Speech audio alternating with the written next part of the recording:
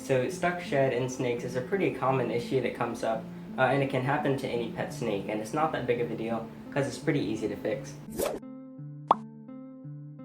So right here, this is Sunny, my ball python, and his most recent shed didn't go too well. He usually has a bit of trouble, but I also had the humidity a bit too low in his tank.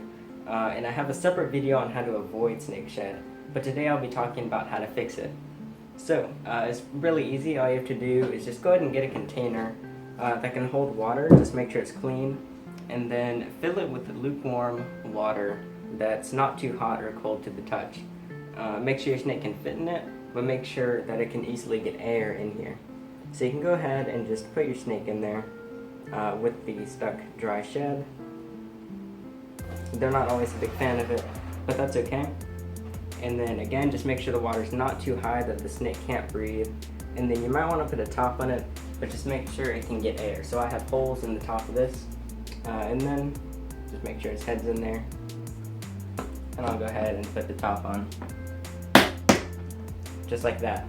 So now you're gonna have to let them sit in this for about 15 minutes. So check back every so often to make sure it's doing okay. It won't be too happy doing this, but it's pretty easy and simple and won't harm your snake. So just come back in about 15 minutes. Okay, so it's been 15 minutes now, and I can go ahead and take the top off. I think he's ready to come out. And at this point, their skin is gonna be nice and softened up, so that it's easier for it to come off. So once you take your snake out, you're either going to need some paper towel or some sort of rag. It doesn't really matter. Okay, so next, this part's pretty easy, but it can take a little bit of time. You can just take off some paper towel or the rag, and basically you can even use your finger, and you're going to want to start just carefully peeling or kind of pulling where the skin is. You want to do this slowly and softly, and make sure you do it in the direction that the scales go, so from head to tail. And now basically it's just not all dry, so it doesn't bother him for it to be peeled off. So I'm just gonna slowly peel this, and see I already got this little piece off.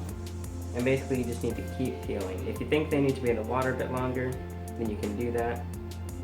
But I'm just gonna keep peeling like this because it looks like it's good.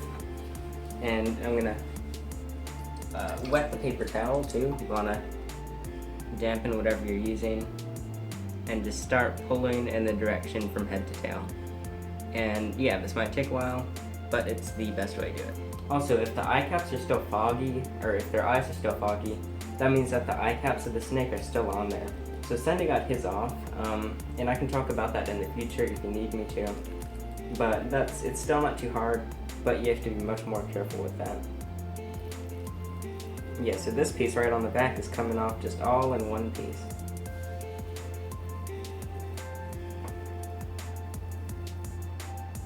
See, there we go. That's actually pretty fast. Now, the other hard part, snakes generally don't like being messed with around the head, so right up near the head can be a bit more difficult. You can also just let the snake do some of this too. So I'm just going to keep peeling, and then you can see how he looks when I'm done.